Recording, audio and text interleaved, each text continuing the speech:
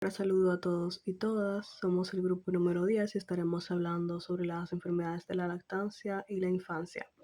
El orden en el que están escritos los nombres es el mismo orden en el que se expondrá. Inicia Carla Rodríguez, luego sigue Meli Santana, continúa Yeltsin de los Santos, luego Wallis Nicole y por último Jacqueline Salcedo.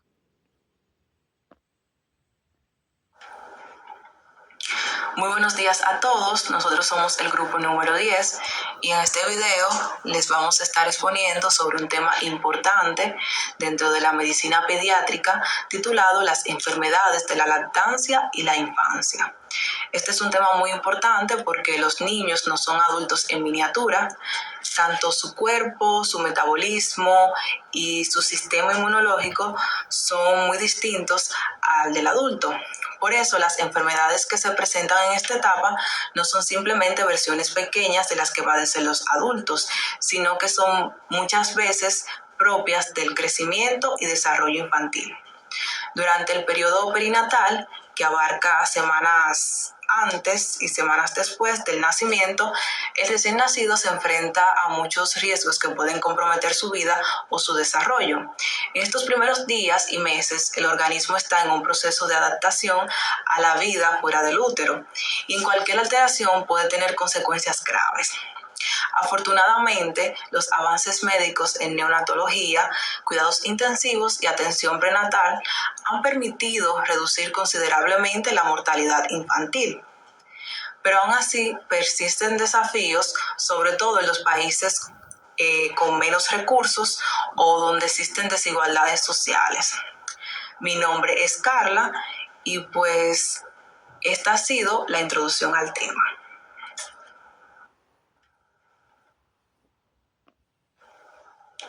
Mortalidad infantil. A nivel mundial, la mortalidad infantil se ha disminuido de manera notable en las últimas décadas. Por ejemplo, en Estados Unidos, en la década de 1970, se registraban unas 20 muertes por cada 1,000 nacidos. Y en el 2010, si hacemos una comparación, esta cifra se redujo alrededor de 6 por cada 1,000.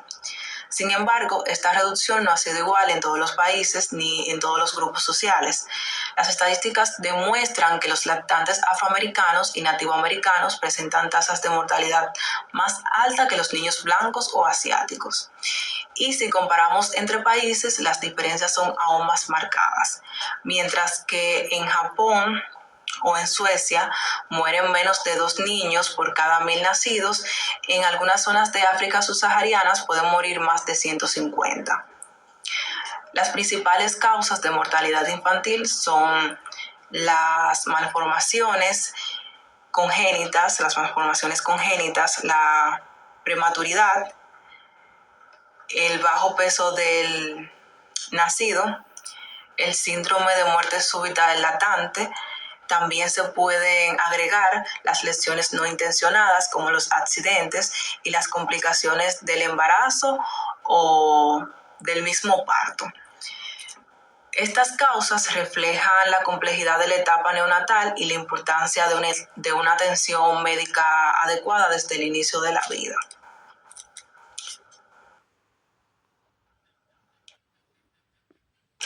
Malformaciones congénitas. Pasando al primer gran grupo de enfermedades, tenemos a las malformaciones congénitas. Estas son alteraciones estructurales presentes desde el nacimiento que se producen por errores durante el desarrollo embrionario. Son la principal causa de muerte durante el primer año de vida y estas se pueden clasificar en 3 tipos. La primera es la malformación verdadera, las malformaciones verdaderas, que se deben a un error intrínseco del desarrollo, es decir, que sí hubo algo que dañó el proceso genético o la formación de los tejidos, o sea, que no ocurrió este proceso de manera correcta. De segundo, tenemos las disrupciones que ocurren cuando un tejido que se estaba formando correctamente, sufre un daño externo, como sucede con las bridas amnióticas que cortan el crecimiento de una parte del cuerpo. Y de tercero tenemos las deformaciones que se deben a la comprensión mecánica del feto dentro del útero. Esto se da, por ejemplo, en los embarazos múltiples o por falta de líquido amniótico.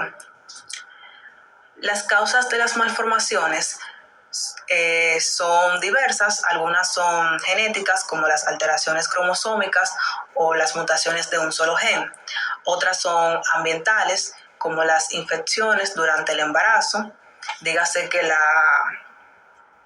embarazada se contagie de rubiola, por ejemplo, y también se da la exposición a fármacos, radiación o sustancias tóxicas e incluso el consumo de alcohol. En muchos casos la causa es multifactorial, es decir, hay una combinación entre una predisposición genética y factores ambientales. Y en casi la mitad de los casos, lamentablemente, la causa sigue siendo desconocida.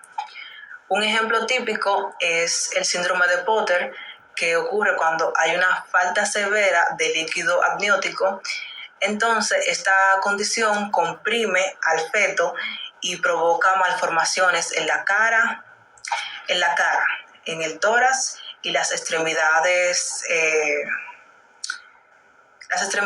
y una hipoplasia pulmonar que impide el desarrollo correcto de los pulmones.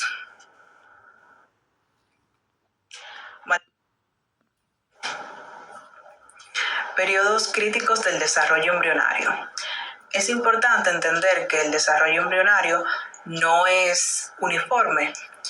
Existen periodos críticos durante los cuales los órganos están en plena formación y son mucho más sensibles a los agentes externos. Entre las semanas 3 y 8 de gestación se están formando los principales órganos del cuerpo, dígase el corazón. También tenemos el sistema nervioso, los ojos, las extremidades, los genitales y otros órganos vitales.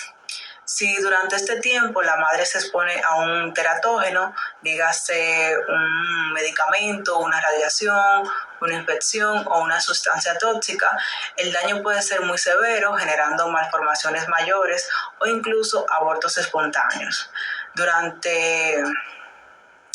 Después de la semana 8, el riesgo de formaciones estructurales disminuye, pero aún puede aparecer alteraciones funcionales como retraso mental, pérdida auditiva o problemas de crecimiento.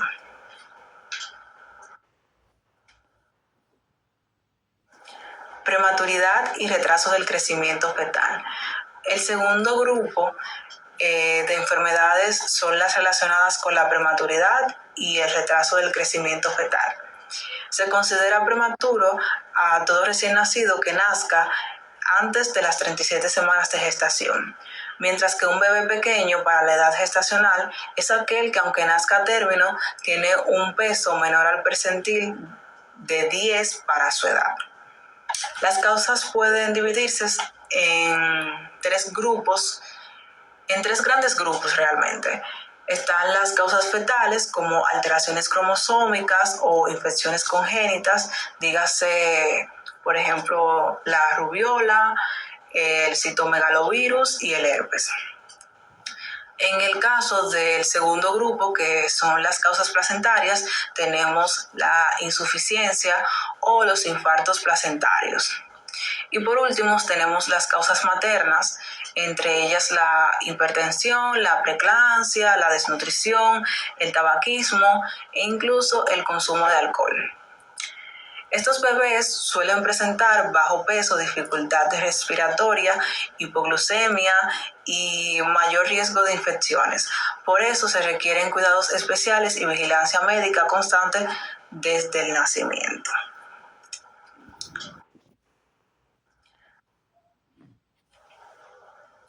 El síndrome de dificultad respiratoria del recién nacido, también conocido como enfermedad de la membrana hialina, es una de las principales enfermedades y muerte en los bebés prematuros. Esta condición se debe a la falta de surfactante pulmonar, una condición que recubre los alvéolos y evita que colapsen cuando el bebé exhala. En los bebés prematuros, los pulmones aún no producen suficiente surfactante. Como resultado, al intentar respirar, los alvéolos se colapsan, lo que genera una falta de oxígeno y retención de dióxido de carbono. En este caso, la formación de la membrana hialina hace que se impida ese intercambio normal de gases. Clínicamente, el bebé presenta respiración rápida, retracciones torácicas y dificultades para expandir los pulmones. El tratamiento consiste en administrar surfactante artificial o ofrecer soporte respiratorio con oxígeno o ventilación asistida, y en los embarazos de riesgo se pueden aplicar corticoides prenatales para estimular la madurez pulmonar del feto. Un cordial saludo para todos y todas. Yo soy Emily Santana y les voy a estar hablando sobre las infecciones perinatales. Entonces, estas infecciones, al igual que las infecciones fetales, se adquieren por medio de una de dos vías, ya sea por vía transcervical ascendente o por vía transplacentaria hematológica. Aunque en algunos casos estas pueden combinarse, por lo que entonces ese microorganismo puede ascender e infectar el endometrio y, seguido de eso, invadir la corriente circulatoria fetal por medio de las vellosidades coriónicas. Entonces, directamente de lo que son las infecciones transcervicales ascendentes, podemos decir que la mayoría de estas infecciones bacterianas y solo unas pocas de las víricas, como por ejemplo las infecciones por virus del herpes simple tipo 2, se adquieren por la vía cérvico-vaginal. Se adquieren entonces dentro del útero o en el momento del parto, por lo que el feto se infecta mediante la inhalación del líquido amniótico que ya está infectado, poco tiempo antes del parto o al atravesar el canal del parto, que como mencioné anteriormente, ya está infectado. Entonces, cuando hablamos del parto pretérmino, podemos decir que es una consecuencia común de la infección. Se puede relacionar entonces con lesiones o rotura del saco amniótico como una consecuencia directa de la inflamación o la inducción del parto por la liberación de prostaglandinas. Eso se debe a los neutrófilos infiltrantes. Encontramos también entonces una inflamación de las membranas placentarias y del cordón. Las secuelas que esto producen, que son las más frecuentes, entonces son la neumonía, la sepsis y la meningitis. Entonces, ya hablando de las infecciones transplacentarias, pero en este caso las hematológicas, la mayoría de las infecciones parasitarias, como por ejemplo el paludismo y toxoplasmosis, víricas y algunas bacterias como Listeria y Treponema, pueden ascender entonces a la corriente circulatoria fetal, por eso es por medio de las vellosidades que ya mencioné anteriormente. Esa transmisión puede entonces ocurrir en cualquier momento de la gestación, pero en casos como en el de la hepatitis B o VIH puede ocurrir durante el parto por transfusión materno-fetal. Aquí las manifestaciones clínicas van a variar y eso va a depender de la edad gestacional y del microorganismo que se encuentre entonces implicado. Cuando hablamos del parvovirus B19, que produce el eritema infeccioso, quinta enfermedad infantil en niños que están inmunocompetentes, pueden entonces infectar del 1 al 5% de las gestantes que no están inmunizadas. En los malos resultados, en cuanto a la minoría de los casos de infección intrauterina, podemos incluir entonces los abortos espontáneos en el segundo trimestre, los muertinatos, la hidropesia fetal, que de la cual se estará hablando más adelante, y la anemia congénita. Continuando entonces con el parvovirus B19, podemos decir que este tiene un tropismo especial por las células eritroides, donde podemos reconocer entonces inclusiones víricas en las células progenitoras. La imagen de eso se encuentra en la de aquí, en la diapositiva, no me acuerdo si está a la derecha o a la izquierda, pero entonces es una médula ósea, la imagen que observamos ahí, y las flechitas negras que podemos observar marcan los precursores eritroides que tienen grandes inclusiones intracelulares homogéneas y poseen un halo periférico de cromatina residual. Ya saliendo del parvovirus B19, entramos al grupo de las TORCH, las infecciones TORCH, TORCH. Podemos entonces decir que esta tiene manifestaciones clínicas y patológicas parecidas, como son la fiebre, la encefalitis, la corioretinitis, la hepatoplenomegalia, la neumonitis, la miocarditis, la anemia hemolítica y lesiones vesiculares o hemorrágicas. Si esas infecciones entonces aparecen en fases precoces de la gestación, se pueden producir secuelas crónicas en los niños, como por ejemplo retraso del crecimiento, retraso mental, cataratas, malformaciones cardíacas congénitas y defectos óseos. Ya hablando al inicio de mi presentación ya había mencionado la sepsis perinatal. Entonces, esta la podemos dividir en una aparición precoz, que va entre los primeros 7 días de vida, o de aparición tardía, que va desde los 7 días a los 3 meses. La mayoría de los casos precoces se adquieren entonces durante el parto poco tiempo después del mismo. Producen neumonía, sepsis y a veces meningitis a los 4 o 5 días de vida. Entonces tenemos el estreptococo del grupo B, que es la causa más frecuente, pero la aparición tardía se encuentra relacionada a infecciones por listeria y cándida, que tienen un periodo de latencia mayor realmente.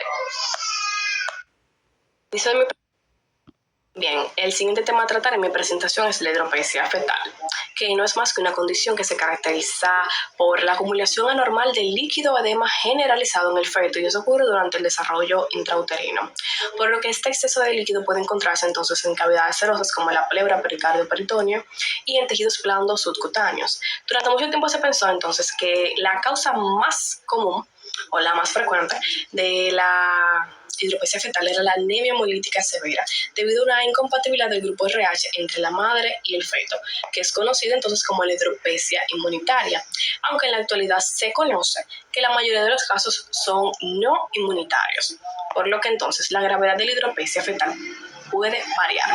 En los casos leves, el líquido puede estar limitado a una sola región, como se observa en una de las imágenes de la presentación, en donde observamos que hay edema o líquido en la cavidad abdominal.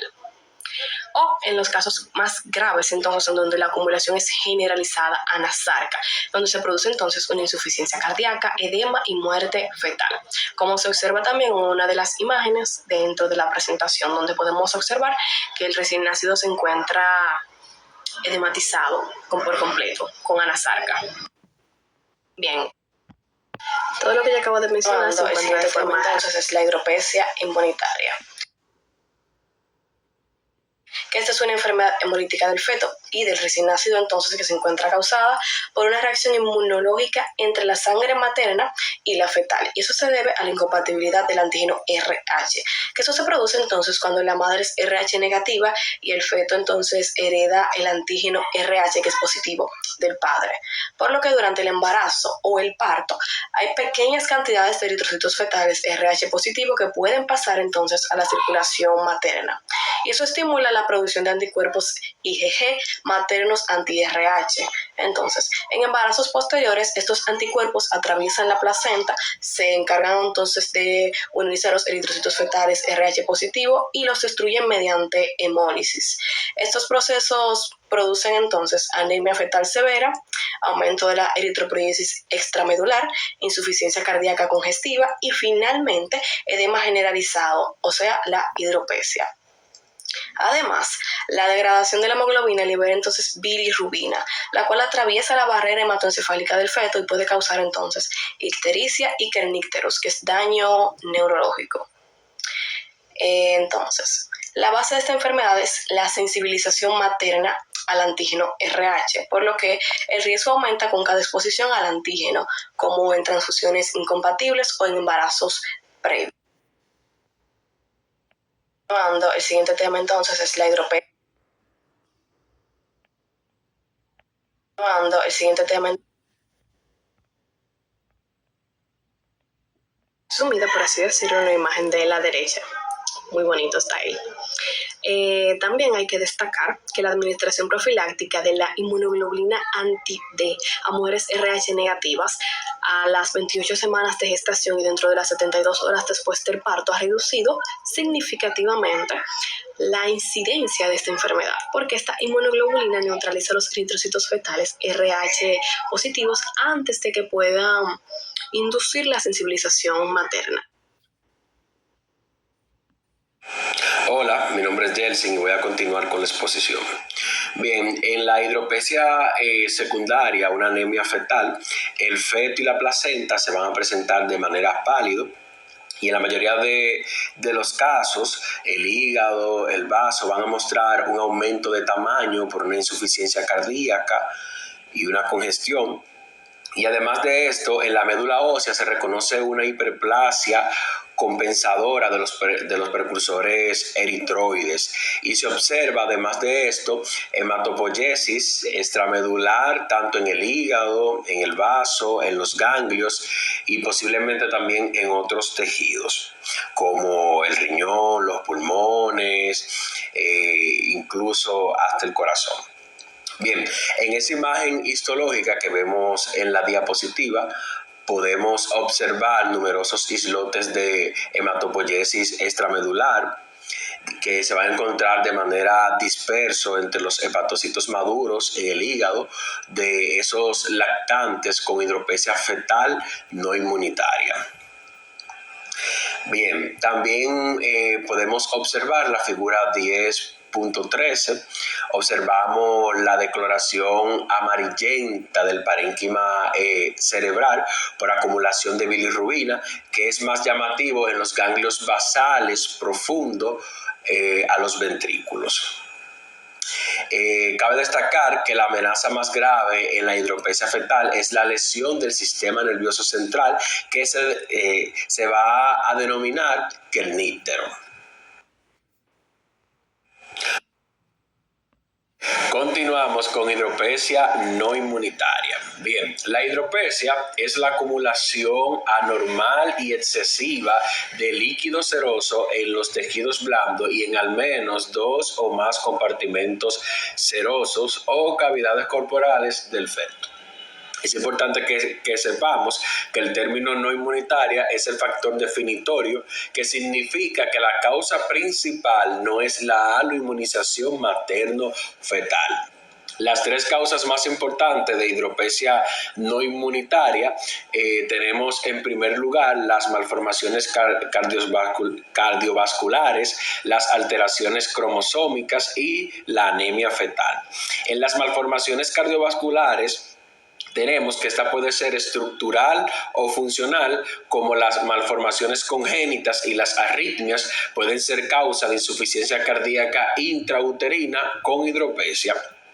Cabe destacar que dentro de las alteraciones cromosómicas, el cariotipo 45X es característico del síndrome de Turner y las trisomías 21 y 18, donde la 21 es característica del síndrome de Down y la 18 es característica del síndrome de Edwards, se asocian a hidropesia fetal debido a las malformaciones cardíacas estructurales concomitantes.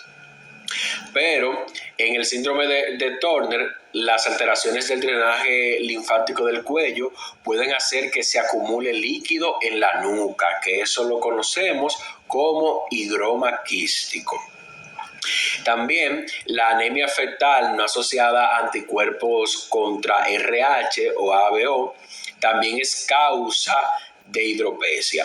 De hecho, es importante que sepamos como médicos en formación que en algunas regiones del mundo, por ejemplo en el sudeste asiático, la anemia fetal grave secundaria a alfa-talasemia homocigótica por lesión de los 4 genes de la alfa-globina es posiblemente la causa más frecuente de hidropesia no inmunitaria.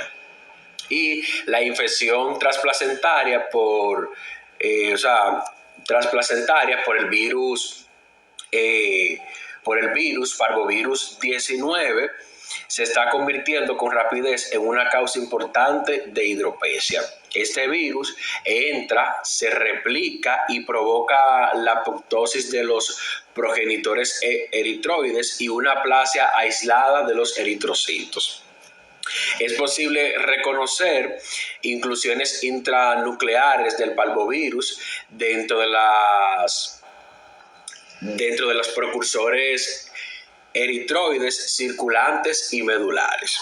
También hay un % que nosotros debemos de tomar en cuenta, que es que un 10% de los casos de hidropesia no inmunitaria se relacionan con embarazos gemelares monocigóticos y la transfusión feto-fetal que se produce por anastomosis entre 2 circulaciones.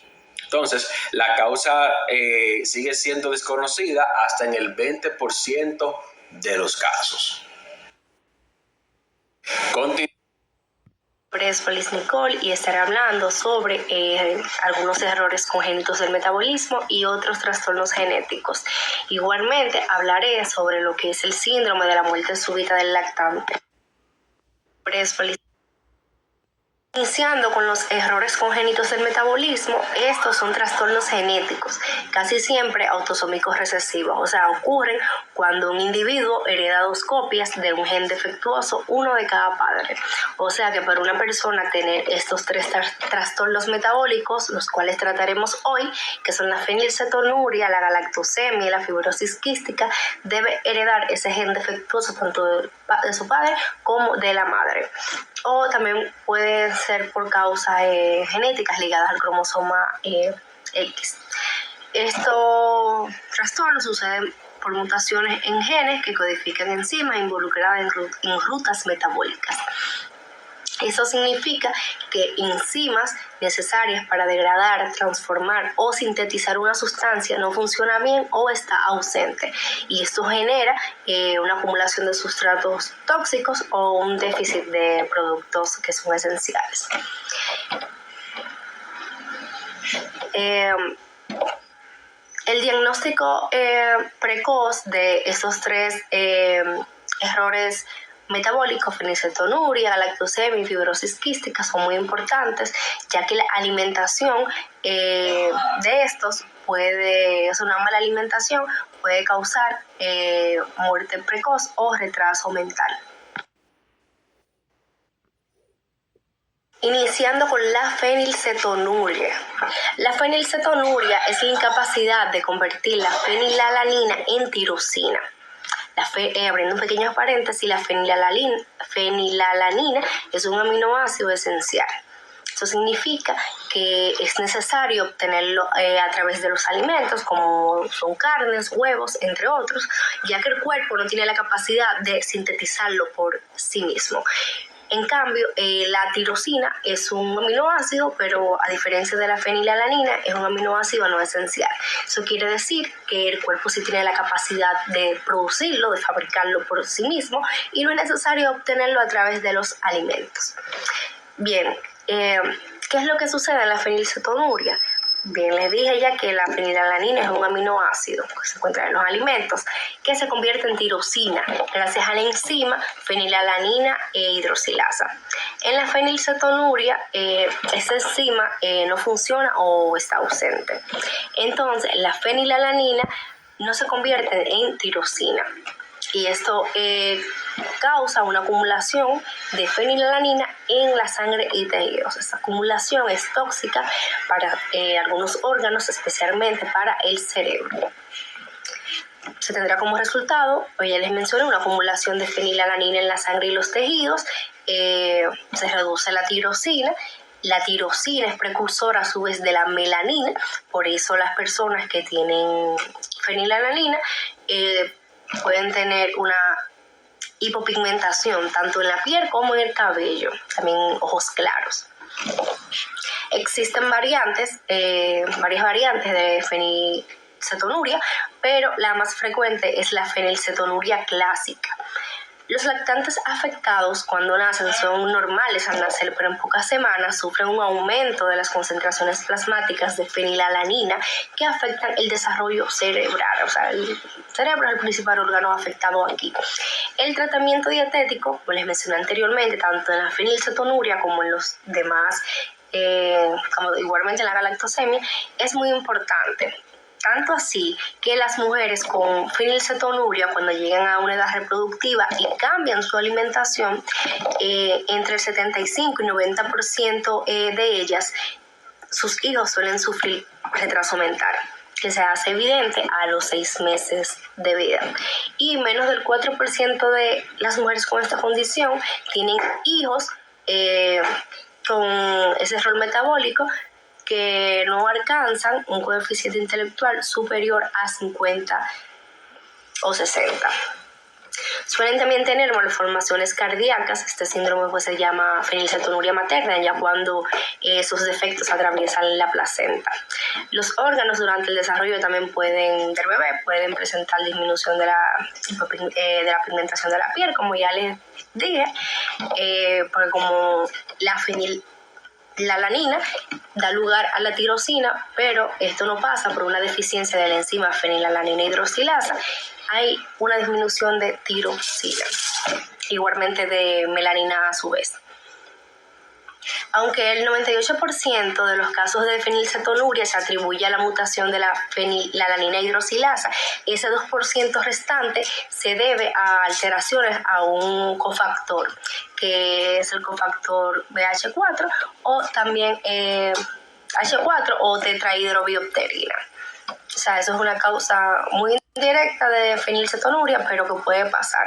Pero la más probable de que suceda, con un 98% de casos, es donde hay una ausencia o una falla de la enzima fenilcetonuria hidroxilasa, fenilalanina hidroxilasa, perdón.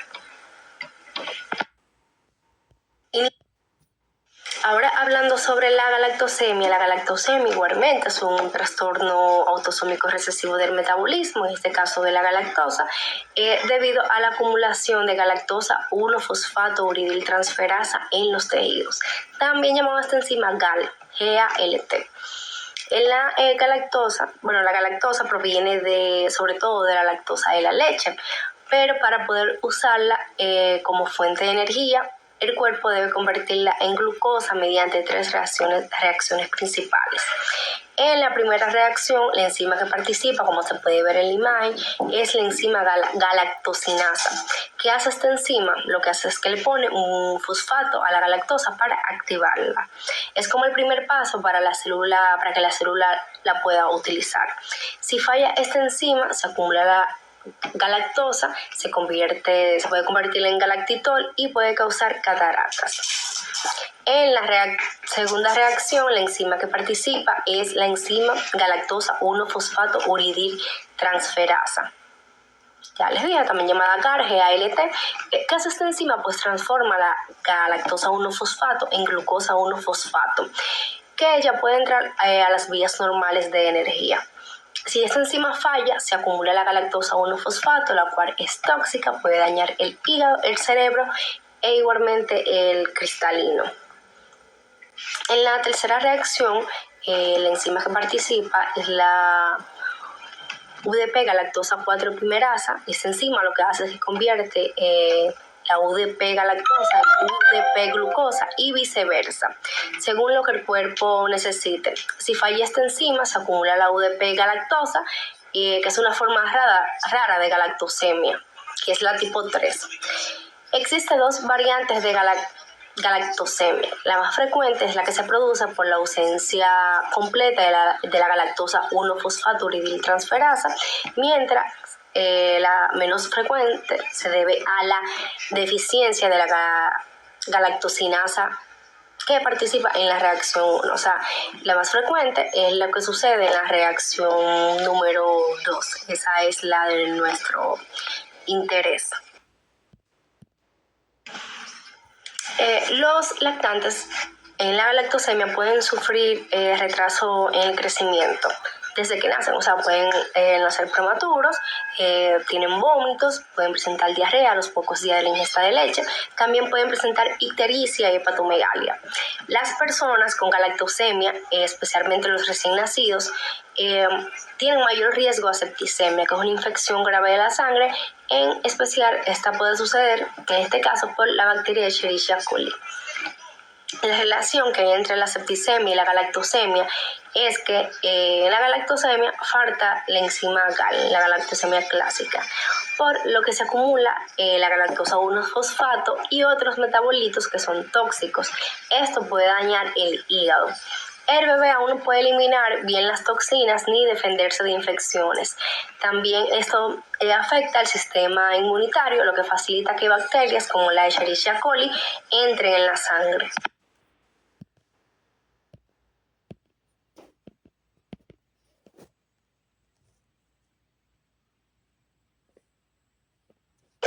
Fibrosis quística. La fibrosis quística es un trastorno genético autosómico igualmente recesivo causado por mutaciones del gen CFTR, que significa regulador de la conductancia transmembrana de la fibrosis quística.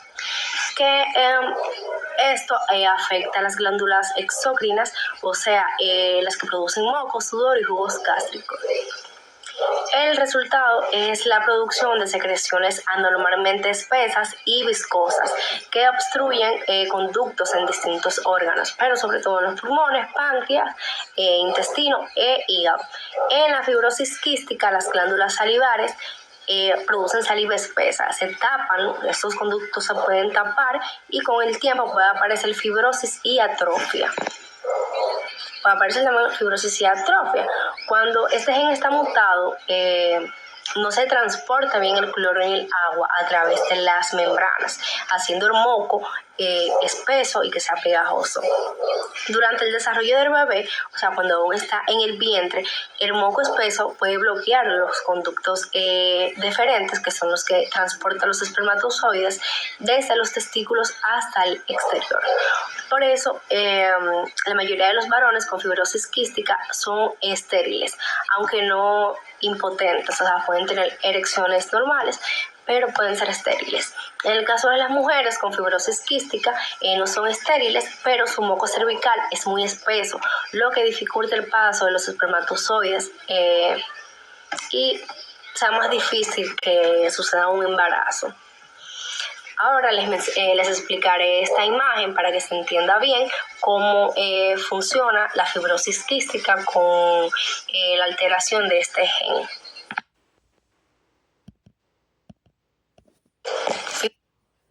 Esta imagen explica cómo funciona normalmente. El gen, el CFTR, que está en el cromosoma 7, produce la proteína CFTR. Esa proteína pues, se fabrica en el retículo endoplásmico, pasa por el aparato de Golgi y llega a la membrana celular. Cuando una sustancia agonista, como es la adrenalina o acetilcolina, estimula la célula, aumenta el AMPC, el AMPC cíclico. Lo que hace es activar la proteína sinasa A o PKA. La PKA, la proteína sinasa, fosforila el dominio R, que es ese círculo morado grande que se puede ver ahí, que dice dominio R, del CFTR. Entonces, este gen, el CFTR, se abre y permite que el cloro, salga de la célula. Cuando el cloro sale, entra agua y eso mantiene el moco fluido y que no sea espeso. O sea, en resumen, el CFTR el canal que saca el cloro y mantiene el moco líquido. Mientras, en la segunda imagen, aquí ahora explicando esta imagen, en la parte de arriba, que se muestra el conducto del sudor. En una persona normal, el canal CFTR deja pasar el cloro de nuevo hacia adentro de la célula y junto con él entra también el sodio. Así el sudor queda con poca sal. Pero en la fibrosis quística el CFTR está dañado, por eso el cloro no entra y el sodio tampoco. Entonces el sudor queda muy salado, por eso se hace la prueba del sudor para diagnosticar la enfermedad. Mientras en la parte de abajo, como se puede ver, se hace una representación de las vías respiratorias donde en condiciones normales el CFTR deja salir cloro hacia la superficie de las vías respiratorias y el agua lo sigue, o sea, el agua sigue al cloro haciendo que el moco sea líquido y fácil de eliminar. Pero en la fibrosis quística, como el CFTR no funciona, el cloro no sale. El sodio entra más y el agua se mete dentro de la célula. El resultado es que el moco se seca, se espesa y tapa las vías respiratorias, causando tos e infecciones respiratorias de forma muy frecuente. Bien, Terminando con el tema de la fibrosis quística, les mencionaré un signo que está fuertemente asociado a la fibrosis quística, que es el íleo meconial, que es una obstrucción intestinal en recién nacidos causada por un meconio. El meconio son las primeras heces del bebé. En la fibrosis quística, el meconio, está excesivamente espeso y pegajoso, tanto así que bloquea el íleo, que es la última parte del intestino delgado. Esta condición está fuertemente, ya les dije, asociada a la fibrosis quística y es un signo que hay. Terminando con el Hablando sobre el síndrome de la muerte súbita del recién nacido, esto consiste en la muerte inesperada de un bebé menor de 1 año que permanece sin explicación aún después de una autopsia completa, revisión del lugar de la muerte y evaluación de la historia clínica.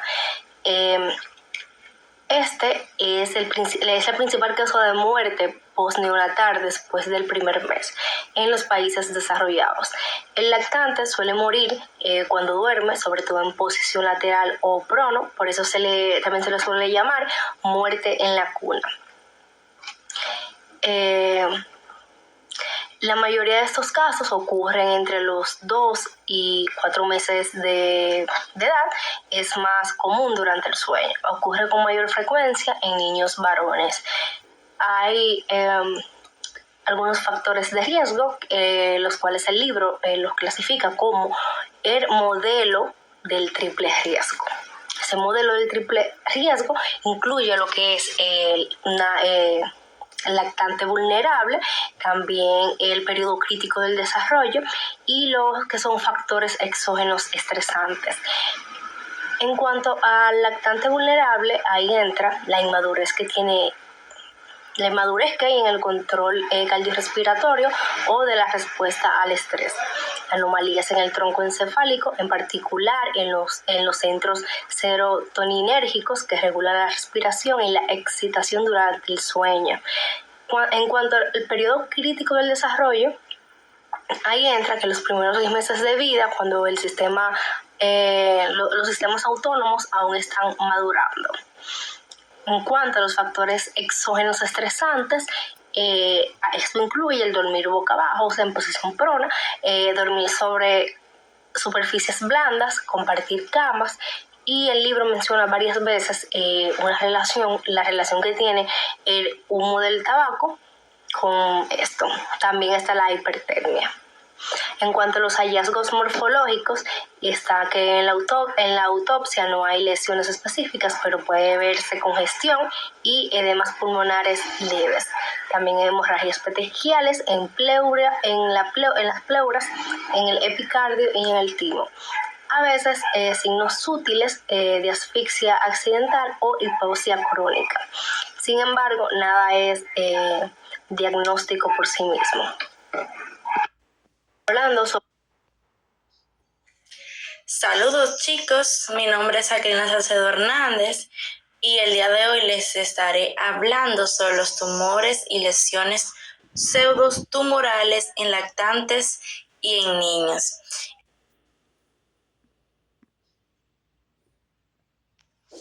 Estos tumores o lesiones tienen características biológicas e histológicas diferentes a los que se observan en los adultos. En los primeros años de vida, solo alrededor de 2% de los tumores malignos aparecen, lo que indica que el cáncer en la infancia es poco frecuente. Sin embargo, a pesar de esta incidencia, el cáncer constituye una de las principales causas de mortalidad infantil, siendo responsable de aproximadamente un 16% de las muertes en niños entre 5 a 14 años en Estados Unidos. En esta etapa, los tumores benignos son mucho más frecuentes que los malignos, aunque algunos pueden generar complicaciones dependiendo de su tamaño o localización.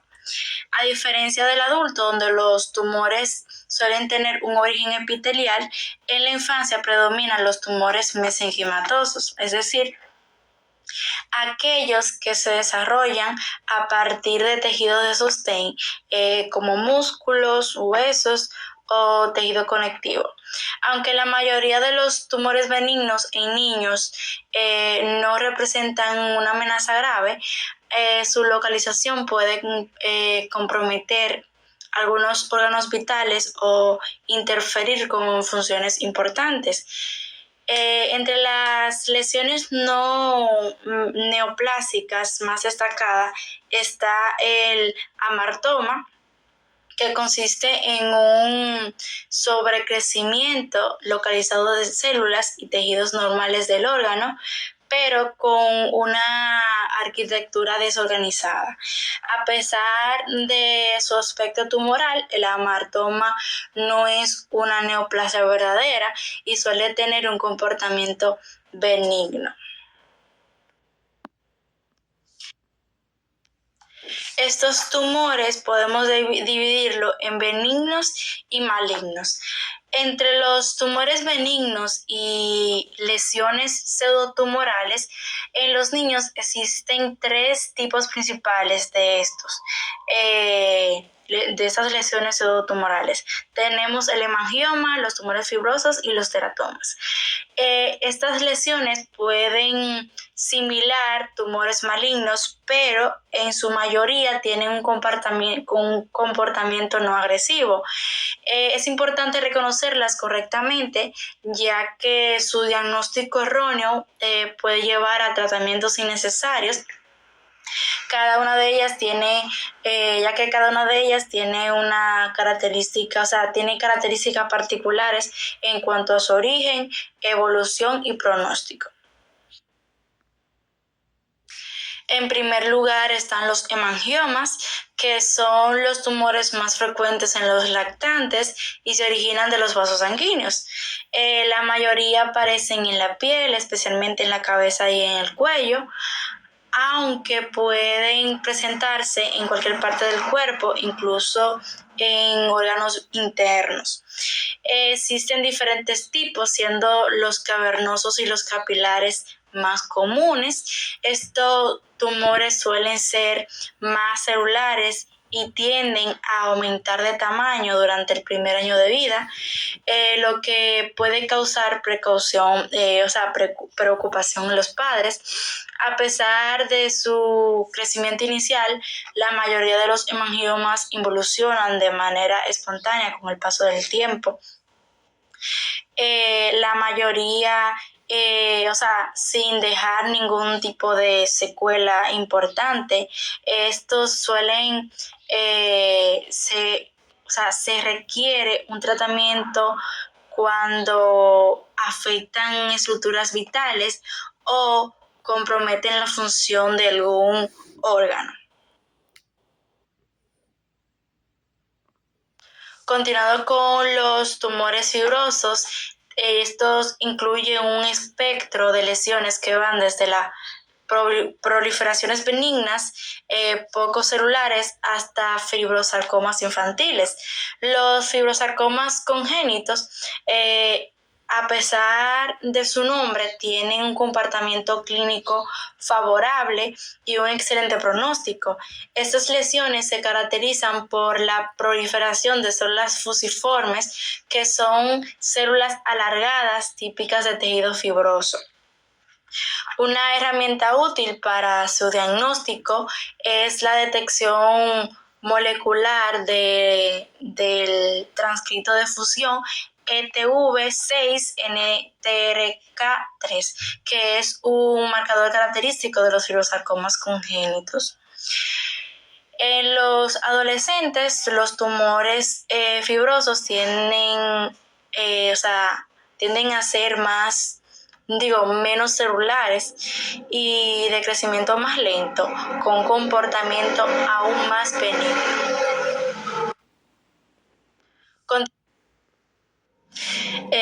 Seguimos con los teratomas. Estos son tumores que tienen tejidos derivados de más de una capa germinal, es decir, del ectodermo, del mesodermo y el endodermo, por lo que en su interior se pueden encontrar estructuras como piel, pelo, hueso, cartílago, glándula, etc. Estos tumores reflejan la relación entre el grado de madurez histológica y el comportamiento biológico. Aquí encontramos los teratomas maduros, que suelen ser benignos, mientras que los teratomas inmaduros o sólidos, también llamados sólidos, tienen un potencial maligno y pueden metastizar. Estos presentan dos picos de incidencia, uno durante el periodo neonatal y otro durante la adolescencia o adultez temprana. El teratoma sacrococcigio es el más frecuente de todos, representando aproximadamente el 40% de los casos. Puede detectarse al nacer o incluso durante el parto mediante estudios prenatales. Ya hablamos de los tumores benignos, ahora hablaremos de los tumores, ahora les hablaré de los tumores malignos en los infantes. A diferencia de los adultos, los cánceres en la infancia se originan principalmente en tejidos no epiteliales, como ya había dicho anteriormente. Entonces, los órganos más afectados son el sistema hematopoyético, el sistema nervioso central simpático, los tejidos blandos, los huesos y los riñones. Aquí les puse las neoplasias malignas más comunes según la edad, y vemos que en niños de 0 a 4 años los más comunes son los retinoblastomas, neuroblastomas y tumor de Wilms. De 5 a 9 años la leucemia y el neuroblastoma. De 10 a 14 años leucemia, carcinoma de células renales y osteosarcomas. Esos datos, como dije, reflejan las neoplasias malignas más frecuentes en niños, pero es según el orden de edades. Continuamos con los tumores neoplásticos. Estos derivan de células del sistema nervioso simpático y de la médula suprarrenal. Forma un espectro que van desde el neuroblastoma, que es la forma más maligna, hasta el ganglioneuroma, que es completamente benigno. El neuroblastoma es el tumor sólido, es un tumor sólido extracraneal más frecuente en la infancia y suele diagnosticarse alrededor de los 18 meses de edad. Microscópicamente está formado por células pequeñas, redondeadas y azuladas, que pueden organizarse en pseudorosetas características. El ganglioneuroma, en cambio, está compuesto por células ganglionares maduras y grandes, rodeadas por células de Schwann, lo que le confiere un comportamiento benigno y un pronóstico muy favorable. El pronóstico del neuroblastoma depende principalmente de 3 factores, como vemos en la diapositiva. Está la edad del paciente, el estadio clínico del tumor y las alteraciones genéticas. Los lactantes menores de 12 a 18 meses suelen tener un pronóstico excelente con posibilidades incluso de regresión espontánea del tumor o maduración hacia una forma más benigna. Por el contrario, los niños mayores de esta edad, mayor de 12 meses, presentan una evolución más agresiva, a diferencia de los menores. Esto tiene un hallazgo molecular importante, que es la amplificación del oncogen MYC, presente en aproximadamente del 25 al 35% de los casos. Esta alteración genética se asocia con un curso clínico desfavorable, mayor riesgo de metástasis y resistencia al tratamiento. Siguiendo con los tumores malignos y por último de mi parte y de la exposición está el tumor de Wilms, también llamado nefroblastoma, ya veremos por qué. Este es el tumor maligno más común del riñón, por eso nefroblastoma. En la infancia, su incidencia máxima se representa entre los 2 a 5 años de edad. En la mayoría de los casos, el tumor afecta solo un riñón, es decir, será unilateral, aunque en un 10%, el unilateral es un 90%, aunque el 10% puede ser bilateral, ambos. Los casos bilaterales pueden ser sincrónicos cuando aparecen al mismo tiempo o metasincrónicos cuando se desarrollan en momentos diferentes. El tumor se origina a partir, ese tipo de tumor o el tumor de Wilms se origina a partir de células embrionarias renales que no maduran correctamente, lo que explica su comportamiento agresivo si no se detecta a tiempo. Desde el punto de vista histológico, el tumor de Wilms tiene una estructura trifásica característica. Aquí se ven ahí les puse una imagen, un corte histológico. Las células del blastema, que son inmaduras y de aspecto azulado. El estroma, que representa el componente conectivo del tumor, y también elementos epiteliales que forman los túbulos y también los glomérulos primitivos. En cuanto a su pronóstico, este va a depender en gran medida de la presencia o la ausencia de la anaplasia, que es una alteración celular marcada por pleomorfismo, hipercromasia y mitosis atípica. La anaplasia es un signo de mal pronóstico y se asocia con la resistencia al tratamiento y mayor mortalidad. Además, los pacientes que superan un tumor de Wilms tienen un riesgo incrementado de desarrollar segundos tumores primarios como sarcomas, leucemias, linfomas o carcinomas de mama, debido a tantos factores o predisposición genética como los efectos de la radioterapia y la quimioterapia.